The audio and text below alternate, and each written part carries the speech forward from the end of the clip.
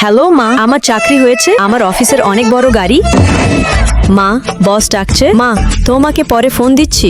ওই সুন্দরী, এই গাড়ি তোমার কি করে হয়? মাফ করে দেন স্যার, চাকরি হয়নি, বাড়িতে শুনলে কষ্ট পাবে তাই মিথ্যা বললাম। মেয়ে খুবই সুন্দর, ওরে অফিসে রাখা যায়? হ্যালো, একটু শুনেন, যদি সমস্যা না থাকে আমি তোমাকে চাকরি দিব। আমি কিছু না ভেবে কাজে জয়েন করি। সাদিয়া, আরো জলদি কাজ করতে হবে। Okay ma'am. মিনাও আমার বন্ধু, ওরে পেরেশান করা বন্ধ করো। সাদিয়া, তুমি চলো আমার সাথে। আরে এই মালাইটা খুবই মজা, এটা বাড়িতে নিয়ে যাব। সাদিয়া, অফিস বন্ধ করবে, বাড়িতে যাবে না? স্যার, কিছু কাজ বাকি আছে, একদম শেষ করে যাব। আচ্ছা, আমিও তোমাকে কাজে হেল্প করছি।